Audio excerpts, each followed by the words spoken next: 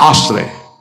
साधन को चाटने में देर नहीं लगती माया को, एक बार में ही चट कर जाए पूरा साधन।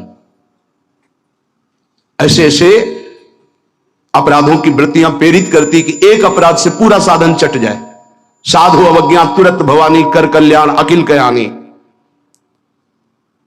परम चतुर नटनागर आश्रयदाता अंदर से युक्ति प्रदान करते हैं, बच, इस युक्ति से बच। उन्हीं की माया है तो वही चाल जानते हैं बचाने की, इसीलिए कहते हैं मामेव ये प्रपद्यन्ते, केवल मेरी शरण में हो जाओ। माया तो इतनी प्रचंड है कि भगवान को भी भगवान मानने के लिए तुम्हारे हृदय में स्थान नहीं रखेगी, स्थान ही नहीं रखेगी, इतनी मलिन वृत्ति कर देगी, तभी तो दुर्गति कराती है। अगर थोड़ा भी भगवान का आश्रय है, भगवान उससे बचाते हैं, इस माया के तूफान से उसे बचा लेते हैं। हृदय में पुनः वृत्ति जांच कीजिए इस बात की कि अपने आराध्य देव की जगह कोई वस्तु, व्यक्ति, स्थान तो नहीं ले रहा है, क्योंकि इसी आश्रय से आपको भगवत प्राप्ति होगी। हम प्रार्थना करते हैं, इस बात को देख लीजिए। सब साधन एक तरफ, आश्रय एक तरफ। भगवान आश्रय को देखते हैं, वो हृदय से होता है। अगर बाहरी चूक हो रही तो मेरे प्रभु बड़े कृपा निधान हैं। ध्यान दीजिए, राहत ना प्रभु चित चूक किए की, करत सुरत सरबार हिए की। हृदय से इसने मेरा आश्रय लिया, बस। प्रभु का चित्त इस बात से पक्ष में आ जाता है उस उपासक के कि इसने मेरा आश्रय लिया है। राहत न चित्त प्रभु चूक किए की, चूक हो गई, गलती हो गई, प्रभु बिल्कुल क्षमा कर देते हैं उसको, क्योंकि आश्रित है, मेरी दुरंत माया है, जानते हैं, क्षमा कर देते हैं। यदि साधन बल है तो हिसाब आपको देना पड़ेगा। आश्रित हो तो आश्रयदाता संभाल लेंगे। बड़ा सूक्ष्म विषय आश्रय का है, भागवत में इसका वर्णन है। भक्ति का तो ये मूल है, भगवत प्राप्ति का ये सिद्ध स्थान है आश्रय, हृदय में। अवगुण करे समुद्र सम, गणत ना अपनो जान, ना गणत। अगर बड़े अपराध भी बन जाए तो मेरी स्वामिनी जी गणना ही नहीं करती, मानती ही नहीं। क्यों? मेरी चूक है, ये तो मेरे आश्रित है, आश्रित की चूक मेरी चूक। ऐसा हमारे आराध्य देव का स्वभाव है। मेरे शरणागत की चूक मेरी चूक। जय विजय ने रोक दिया, सनकादि ने शाप दिया। प्रभु आए और कहा मेरे सेवकों के द्वारा किया हुआ अपराध मैं क्षमा चाहता हूं। मैं स्वयं मानता हूं कि मेरे द्वारा ही अपराध हुआ, क्योंकि सेवक का अपराध स्वामी का माना जाता है, मानो स्वामी ने ही अपराध किया। हृदय भर आता है प्रभु की इस आश्रयदाता वृत्ति पर।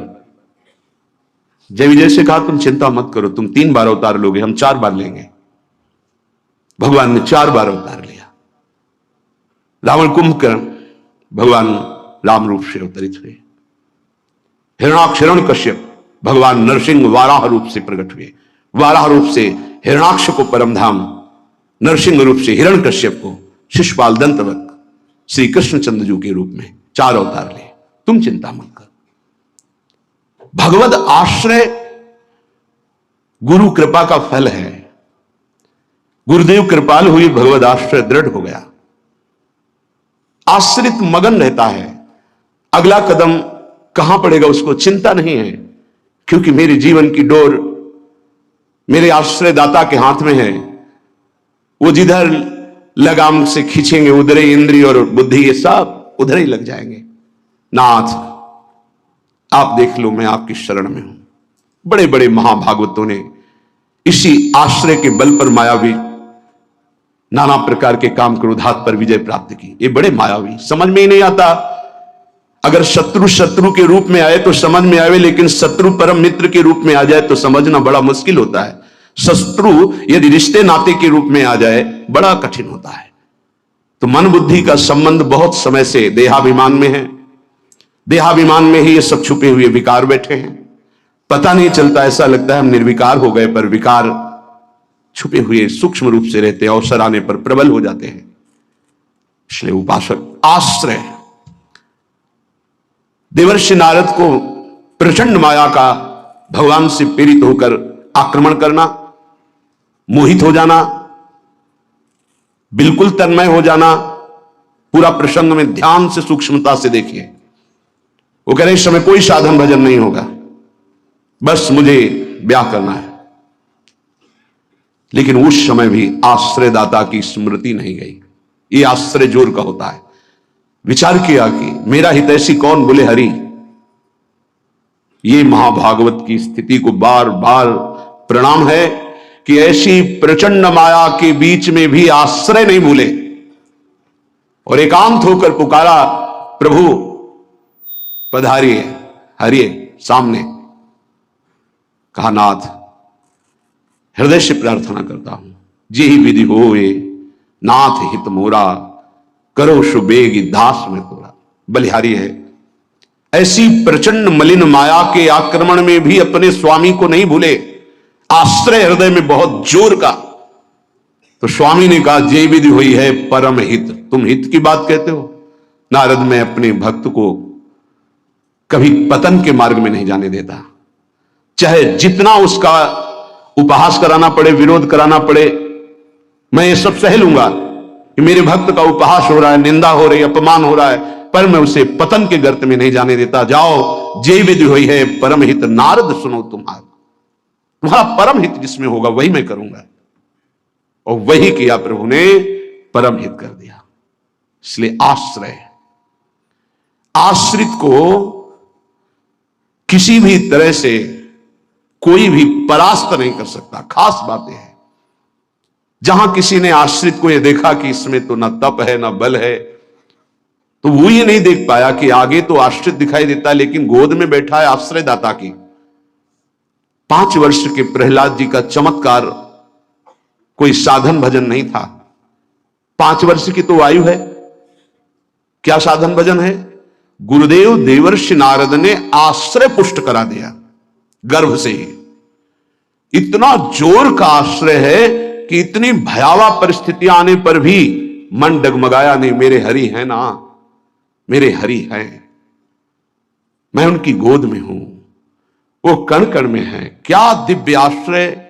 इसीलिए सारी दिव्यता प्रहलाद जी के जीवन में पाई गई।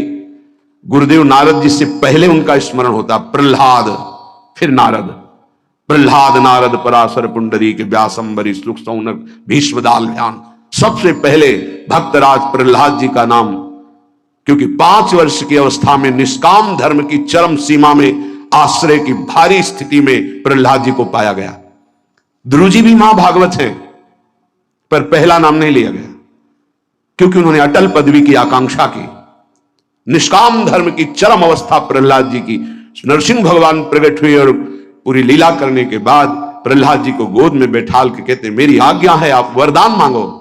हां प्रभु, आपकी आज्ञा का पालन करने के लिए वरदान मांगता हूं कि मेरे हृदय में कुछ मांग ही न रह जाए। ये क्या वरदान? मेरे हृदय में कुछ मांग ही ना, आपको पाने के बाद अब क्या मांगू, क्या पाऊं? आश्रय, दृढ़ आश्रय। ये देहाभिमानी की समझ में नहीं आएगा। भगवद आश्रय, हृदय से आर्त भाव से जितनी दिव्यता वो सब आश्रय में विराजमान रहती है। इसलिए नाम आश्रय, धाम आश्रय, रूप आश्रय, लीला आश्रय, ये सब उसी परम आश्रय के खंभे हैं जिनके ऊपर प्रेम महल बनता है। इसी प्रेम महल में अद्भुत विलास और उसी में आपका प्रवेश, प्रेम विलास में। नाम रूप लीला धाम, ये महल के खंभे हैं, प्रेम महल के। और आश्रय, दृढ़ आश्रय आराध्य देव का। कैसा दृढ़ आश्रय? यह जोरी अविचल वृंदावन, नाहिन आन सुकाज, नाहिन आन सुकाज। मेरे प्रिया प्रीतम, हमारे माई श्यामाजू को राज। देखो आश्रय, मेरे प्राणनाथ श्री श्यामा शपथ करो तृण छिए, कसम खा के कहता हूं, हृदय में केवल श्यामाजू का आश्रय। आचार्य चरण कह रहे, मेरी महारानी श्री राधा रानी, जाके बल में सब सो तोरी, नाहि नान सुकाज, शपथ करो तृण छिए, सब सो तोरी, लोक वेद कुल कानी, मेरी महारानी श्री राधा रानी। ये महान पुरुषों ने आश्रय को अपने हृदय की कृपा करके परिचय दिया, तब समझ आश्रय सच्ची कहते हैं आश्रय, एकमात्र आश्रय। नहीं ऐसी धूल भरी आंधी कि तुम समझे नहीं पाओगे कि साधन कर रहे हो कि असाधन कर रहे हो। बहुत सावधानी की जरूरत है, क्योंकि चित्त द्रवित हो जाता है। द्रवित चित्त में जो भी संस्कार डालोगे बहुत जोर के होते हैं। जैसे मोम को पिघला दिया जाए, फिर उसमें जो छाप लगाई जाए वो बहुत जोर की लग जाएगी। चढ़ के मैन तुरंग पर चलिबो पावक माही, प्रेम पंथ अति कठिन है सबको निबहत नाही। जैसे मोम के घोड़े पर बैठकर आग से निकलना हो तो कैसा खतरनाक खेल है, ऐसे द्रवित हृदय से विषयों को पार करना है। कोई भी आकर्षण, कोई भी व्यक्ति वस्तु स्थान अपना अधिकार बना सकता है हृदय में, क्योंकि द्रवित हृदय एक बार छाप लग गई तो द्रवित हृदय की छाप को मिटाना बहुत कठिन होता है।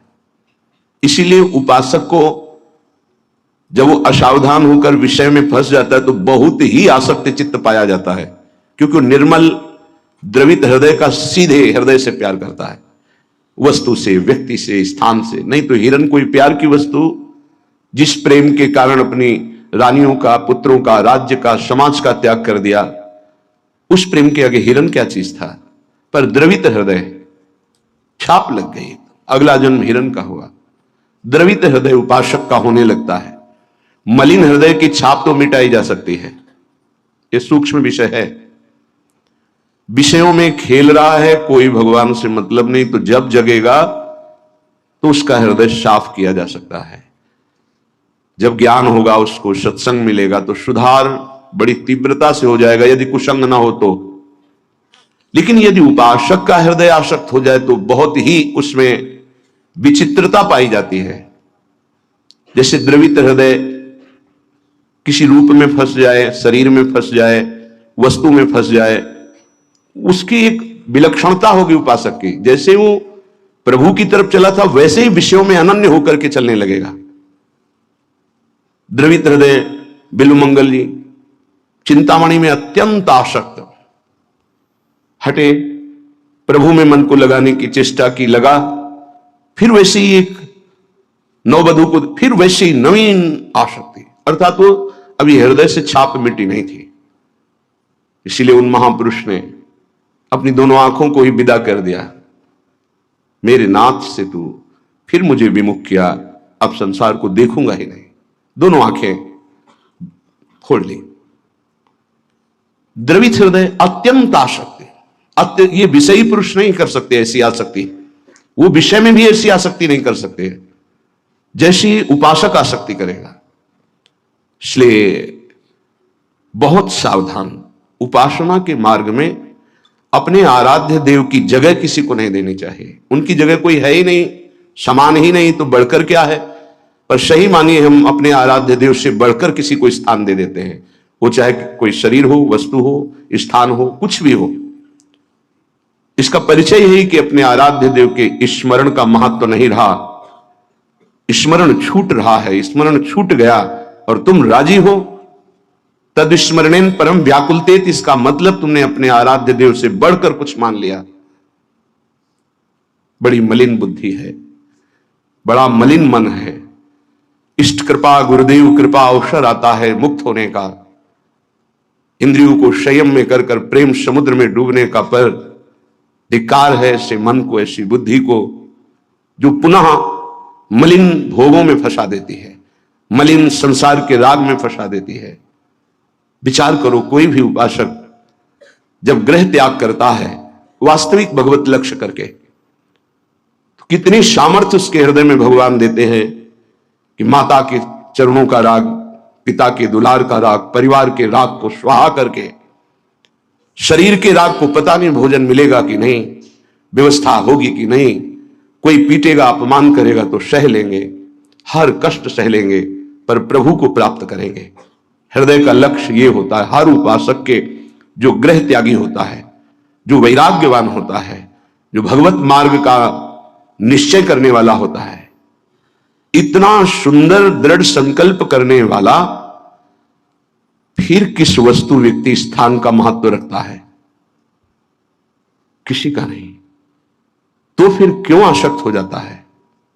बड़ी लंबी लंबी यात्रा करके भगवत मार्ग की, फिर किसी क्षुद्र विषय में विश्राम मानने लगता है, मनोरंजन करने लगता है। जहां दिन प्रतिदिन वैराग्य बढ़कर के उपरति की स्थिति में आना चाहिए, वहां वैराग्य घटकर राग की स्थिति में आ गया। किसी वस्तु व्यक्ति स्थान की प्रियता ने अधिकार कर लिया हृदय में। यह भारी विडंबना, माया का प्रबल आकर्षण। बड़े कृपा पात्र हैं, उनके चरणों की वंदना करता हूं जो उपासक अपने आराध्य देव की जगह किसी को नहीं देते, अपने आराध्य देव के समान किसी को नहीं समझते, अपने आराध्य देव के लिए सर्वस्व त्रिभुवन के पद भोगों का त्याग कर देते हैं। सतरति सतरति शालोकाम तारयति, वो तर जाते हैं, वो लोगों को तार देते हैं। ऐसे महापुरुष बिरले होते हैं। भगवत कृपा से जो मार्ग मिला है वो वही मार्ग है। मम भक्ति युक्तो भुवनम पुनातु, मेरी भक्ति से युक्त हृदय वाला संपूर्ण लोकों को पावन करने की सामर्थ्य रखता है। चूक अपने लोगों से अब यह नहीं होनी चाहिए कि आराध्य देव की जगह किसी को दे दें। इसे बैठा लीजिए हृदय में। हृदय इतना ताला लगा के रखिए सुरक्षित कि हृदय में आराध्य देव की जगह कोई ले ना पावे। विश्वास कीजिए, बहुत प्रचंड भगवान की माया है, उन्हीं की है, इसलिए वो इतनी समर्थ है कि उनके स्थान में किसी को भी बैठा सकती है। बहुत से नीच नीच वृत्ति को, बहुत से नीच नीच वृत्ति को। विश्वास कीजिए इस बात पर। अगर भगवान का आश्रय है तो साधु समागम मिलेगा और आपकी चूक का तत्काल सुधार होगा, तत्काल सुधार होगा। पर यदि अहंकार युक्त साधन रहा है तो लंबे समय तक तुम्हें जलना पड़ेगा। जब तक अहंकार गलित होकर आर्त भाव से पुकारोगे नहीं कि नाथ मुझे बचा लो, तब तक ये माया पछाड़ती रहेगी। ये हम पढ़ी लिखी बात नहीं कह रहे, ये संतों के हृदय की बात कह रहे हैं, ये साधकों के हृदय की बात कह रहे हैं, जो हृदय में चिंतन हुआ उसकी बात कर रहे हैं। अगर हृदय को तन्मय किया जाए तो पूरे विश्व ब्रह्मांड में जितने हृदय, सब हृदय की बात हृदय में आ जाएगी। जैसे ध्रुव जी ने अपनी प्राणवायु बंद की तदात्म भाव से, तो संपूर्ण विश्व की चराचर जीवों की वायु अवरुद्ध हो गई, क्योंकि परमात्मा हृदय में विराजमान है, जो उसको जागृत कर लेता है तदात्म भाव से, जो पूरे विश्व को अनुभव करा सकता है। इसलिए मम भक्ति युक्तो भुवनम पुनातु। उपासक आश्रय से भगवत प्राप्ति होती है। इतना दृढ़ आश्रय, अन्य अवलंबन न हो, अन्य आश्रय न हो। जब तक शरीर का आश्रय रहता है तो देहाभिमान स्फुरित होता है। देहाभिमानी सोचता है कि अगर हम भगवान का आश्रय लिए तो हमारा साधन छूट जाएगा, क्योंकि साधन से देहाभिमान की पुष्टता होती है। मैं करता हूं, अहंकार विमूढ़ात्मा करता हमिति मन्यते। और जब हम आश्रय पर चित्तवृत्ति देते हैं, निरंतर उनका चिंतन, निरंतर सेवन, निरंतर गायन, निरंतर आश्रय, तो अभिमान गलित होता है। यह आंतरिक युक्ति है। अभिमान न रहे तो किसी विकार की ताकत नहीं कि हृदय में प्रवेश कर जाए। भ्रम तभी माया पैदा करती है जब अभिमान होता है। गरुण महाज्ञानी गुण राशि, महान ज्ञानी भगवान के वाहन, जिनके पंखों से सामवेद की ध्वनि निरंतर होती रहती है, उनको भ्रम हो जाना बड़े आश्चर्य की बात है। भगवान के नित्य सेवक, नित्य दास जब हरि विराजमान होते हैं तो उनके पंखों से सामवेद की स्तुति होती रहती है। परम पवित्र, उनके हृदय में भ्रम हो जाना, ये श्री भगवान है जिनको एक निशाचर नागपाश में बांध देता और मैं मुक्त करता हूं, उस समस्त जगत को मुक्त करने वाले प्रभु है। नहीं, कैसे प्रभु हो सकते हैं? इनकी तो दशा में देख रहा हूं, नागपाश में कैसे पीड़ित हो रहे हैं। भ्रम हो गया। क्यों भ्रम हुआ? परम ज्ञानी भगवान शंकर उमा जी से कहते हैं, कीन होश कबहू अभिमाना, सुख होवंचा कृपा निधाना। मैंने भगवान की कृपा से जान लिया कि गरुड़ जैसे महापुरुष को जो भ्रम हो गया, व्याकुलता हो रही है, इनका चिंतन बदल गया। इसका मतलब इन्होंने कहीं अभिमान किया, उसी को खोना चाहते हैं प्रभु, इसलिए इनको भ्रम हो गया। नहीं तो ये तो महान परम बंदनी भगवान के पार्षद है, इनको भ्रम कैसे हो सकता है? सोचो, इतनी ऊंचाई तक माया अपना दांव चाल चल सकती, तो हम आप क्या चीज हैं? दैन्य होकर के, भगवद आश्रित होकर के फिर जो नाम जप करना, वाणी गायन करना, परिक्रमा लगाना और जो साधन है, ये कृपा से देखा जाता है। इसमें अहम नहीं होता, मैंने किया, मैं ऐसा नियम लिए हूं, मैं ऐसा संकल्प किए हूं, मैं करता हूं। नहीं, मेरे स्वामी, मेरे आराध्य देव मुझसे नाम जपवा रहे, परिक्रमा लगवा रहे, धाम वास करवा रहे, किंचन मात्र अहम नहीं। जब अपने में गुणों का चिंतन हो और दूसरों में कमी का चिंतन हो, तो जान लेना चाहिए पतन का अवसर आ गया है। अब आपको ठोकर लगेगी, गिरना पड़ेगा आपको। सावधान हो जाओ, पुकारो प्रभु से, प्रभु बचा लो, अहंकार आ गया। बहुत घातक, बहुत घातक। अपने में गुण का चिंतन होने लगे, दूसरे में कमी का चिंतन होने लगे, तत्काल अपने आराध्य देव को पुकारो, आश्रयदाता को, नाथ बचा लो, अहंकार आ गया। यह अहंकार का परिचय है। लेकिन हम इतने मंद बुद्धि के हैं कि हम निंदा भी कर लें तो प्रभु से पुकारते रहें, बचा लो। इसका कारण प्रभु का आश्रय नहीं है। जो हम आश्रय आश्रय चिल्लाते हैं उसको समझिए, प्रभु का आश्रय नहीं है, गुणों का आश्रय है। और जितने भी गुण हैं वो मायाकृत है। गुण मानी संसार और सकल गुण प्रीत बिनु, बहुत धरत सिरभार, श्री हरिवंश कृपा बिना। बिना आचार्य कृपा के, गुरु कृपा के, गुणाभिमान हृदय में होता, उसी का संसार सम्मान करता है। तो बोले प्रीति के बिना सब व्यर्थ है। आश्रय से प्रीति होती, प्रीति से दृढ़ आश्रय होता है। उपासक हृदय में देखता रहे कि जिनके हम आश्रित हैं उससे बढ़कर कोई ना हो, तो पड़े रहोगे तो भगवत प्राप्ति हो जाएगी। हमारे शब्द को बहुत बिना किसी तर्क के, क्यों में के, इसे स्वीकार कर लो। यदि आश्रय दृढ़ है हरि का, एक ही उपाय से माया से मुक्त होने की बात भगवान ने कही, मामेव ये प्रपद्यन्ते माया मेताम तरन्तिते। इसमें कोई दूसरा शब्द नहीं बोला।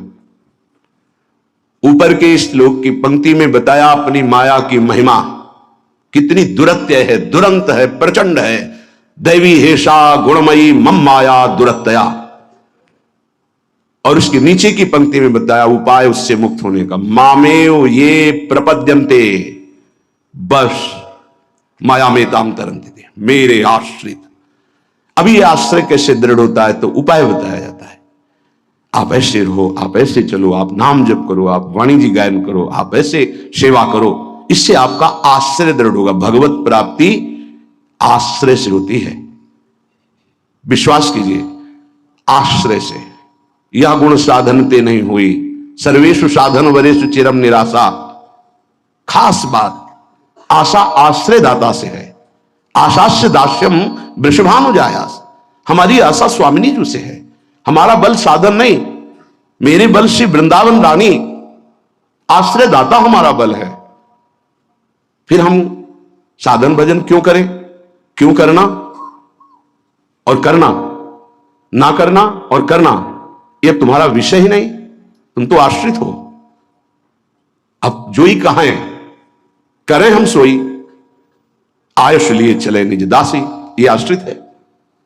उपासक समझे, आश्रय के समान कोई भी साधन नहीं है, इससे श्रेष्ठ कोई भी साधन नहीं। आश्रय, भगवान एकमात्र आश्रय को देखते। आश्रय, अगर अंदर से भगवद आश्रय है तो माया विशेष विशेष प्रकार की चालें चले। तो परम खिलाड़ी नटनागर प्रभु उसके हृदय में बैठकर बचाव पक्ष की युक्तियां देकर बचा लेते हैं।